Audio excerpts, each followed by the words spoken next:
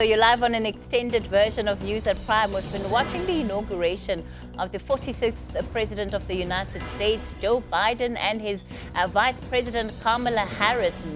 History has already been made tonight, and as has been emphasized in the addresses, the world is watching these moments. And indeed, we have been. Thabo Mbuli just creeping up on set. Thabo, good evening. Welcome. Good evening, Kathy. It's good to be with you tonight. And as you mentioned earlier, people just don't want to go home. Somebody was saying a moment ago that it feels like a church service. You know, after church service, everybody just kind of wants to hang around. You certainly do feel the roots of Joe Biden and, you know, how committed he is to his religion as a Catholic president. He started off the day starting off at the church, and throughout the ceremony, you certainly felt those strains of faith, of hope, and these messages that he speaks about. And the amount of reference to God in his speech. Certainly. I suppose it's something that would work to reach out to Trump America, full of evangelicals who have also been quite at war and disagreement with the Joe Biden administration. Absolutely, and he'll be hoping that this message that he has been speaking about tonight is one that many will find resonance with, and that in fact it will be enough to begin turning the tide and bridging the gaps over the division that we've seen in the U.S. Of course, we're going to continue getting your reaction then tonight to this breaking news story that is unfolding. We're watching that motorcade as it heads to Arlington Cemetery. So we'll stay then with the U.S. President Joe Biden as he continues with some of the day's activities. That's what it looks like in Washington, D.C. right now, in front of Capitol Hill, where those different oaths of office have been taken tonight. So let's get then reaction to what we have been watching. One of the major events surrounding Donald Trump's presidency was the Black Lives Matter protests that had rocked the U.S., and in particular, how he had handled them.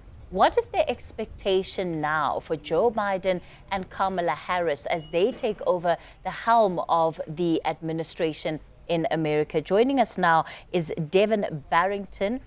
He's Ward Managing Director of the Black Futurist Group and also a former GA State Senate candidate. Devin, good evening to you, and thank you so much for your time tonight. Good evening, good afternoon for me, but good evening to you all. Thank you for having me this evening. It's a pleasure to have you on. I imagine that you've been watching this inauguration. What does this moment mean to you? Well, I believe that the Reverend and the poet who gave incredible words today at the inauguration summed it up. There were themes that this is the opportunity for this country to take a new path forward towards a future where we reconcile the wrongs of the past, where we view racial justice as truly a national emergency, and we take bold and inspired action around it. We were in a situation where just 2 weeks ago, democracy was truly in jeopardy. But as the poet referenced today so beautifully, that democracy still survived for today. And that democracy is truly a contact sport. It's a sport that involves us to be involved. It's a commitment to improving the country.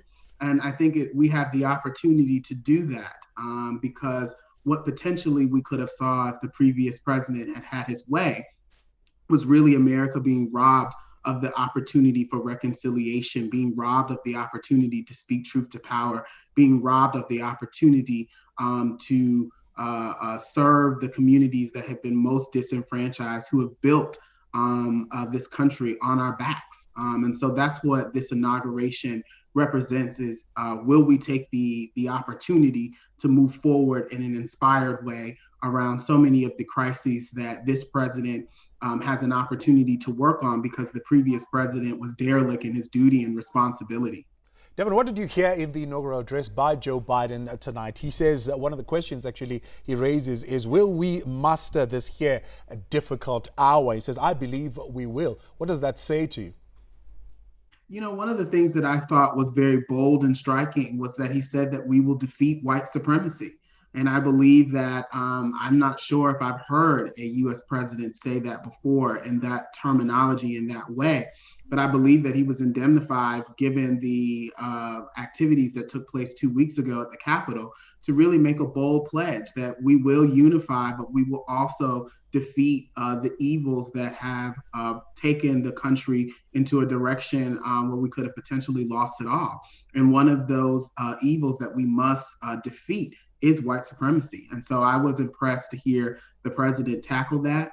What I will be more impressed with is to not just see that in speeches, but also see that in bold and inspired policy action. I think one way that he is doing that today is one of his first executive orders that he's planning to sign is the reversal of the Muslim ban that the former president, our former xenophobic and racist president, signed an executive order that banned travel to the United States from Muslim countries as somehow as if that was going to protect national security interests, when it was really to play to his base, when it was really to drum up the excitement of racists and xenophobics and white supremacists in this country. And so I think it is amazing that this president is taking the action to reverse that, that it is not just an important policy action, but it is a symbolism that the days of white supremacy being operating boldly and loudly from the White House should be coming to a close. But we have to ensure that this president, as well-intentioned as he may be, and that this vice president, with the historic nature of her vice presidency, that we still have work to do as members of the movement for Black Lives to hold these folks accountable, to hold all who are in power accountable to the vision that this president is laying out that was made possible because of Black voters here in the state of Georgia. Black organizers like myself made sure that we got out into the streets and knocked on doors and canvassed neighborhoods and told people the importance of being registered to vote and voting in this election. And then we did it again for the runoff elections, where we found out on the day of the Capitol insurrection that Georgia would be sending its first Black U.S. Senator to the nation's capital and our first Jewish Senator. David, let's talk a little bit more about those executive orders. One of those orders is the very divisive special immigration bill that he's got to put in place at least over the next 10 days. This is said to be one of those bills that will divide the House and certainly will be a big challenge for his vision of a bipartisan administration. Yeah, I think those are the fights that the people who elected this president, who voted for this president, expected for this administration to champion. People of color, people from immigrant communities, people who have family members who are in this country undocumented, but still are entitled to their full humanity as a human being, went to the polls boldly and went to the polls with a resounding response that this our new president should be championing these issues. We didn't just go and vote for Joe Biden because he is a Democrat and that he has a D by his name and that he put a Black woman on the ticket. We voted for Joe Biden because we expect for policies that we need in our communities, including comprehensive immigration reform, immigration that centers the humanity of all of us, immigration that recognizes that we are all immigrants of an immigrant-made country.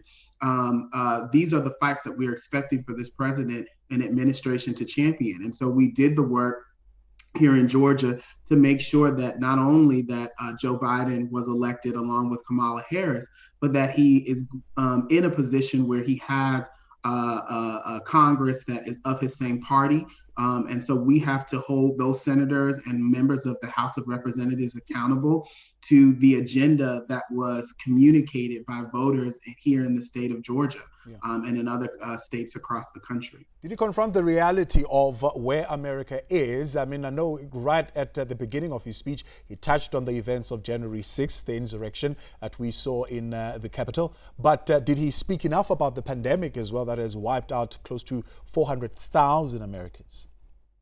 I thought that it was very interesting that this was the first time we had seen a president since the pandemic actually call for national prayer to recognize and to honor the citizens of this country, many of whom are Black and people of color who have succumbed to this pandemic.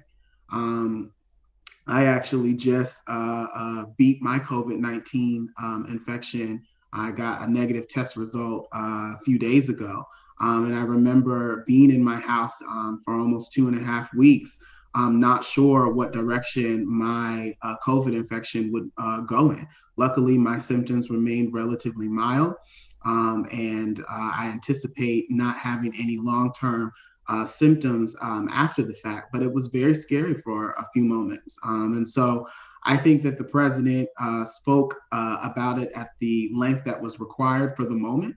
And I think we don't want to necessarily see more speeches about the pandemic. We want to see policy action. And so one of the important pieces of legislation that he will have to move forward, along with making steps towards comprehensive immigration reform, is also ensuring that we have a COVID-19 relief package that does the work of trying to make families more whole. It is not going to solve all of the harm that, particularly in the economic ways that Americans have been harmed, particularly Black and Brown Americans. But it is a first step. It is an important first step to signify that we are going to prioritize the needs of people who are hurting over the needs of the powerful. The last administration was summed up by really catering to all the factions in this country that have been responsible for it not working. Yeah. For too long, the idea of America is very bold. The idea of America is very dreamy. The idea of America is something that we aspire for. But for far too long, the idea of America has been in the hands of the wrong people. And so our hope is that it is in the hands of this president, but it is also in the hands of the people who voted for this president. Voting for this president, knowing that they were going to have to do the work of calling Congress, of holding members of elected office accountable to the things that voters communicated in the November and the January election results here in the state of Georgia and beyond. Devin Barrington Ward, appreciate your time. Thank you very much for joining us tonight, Managing Director of the Black Futurist Group in Georgia. And of course, giving us his views, first impressions of the presidential address, his inaugural address, Joseph R. Biden, the 46th President of the United States. Well, coming up, we speak to the President of the African American Center for Global Politics and Human Rights, Dr. Keith Jennings. Do stay with us.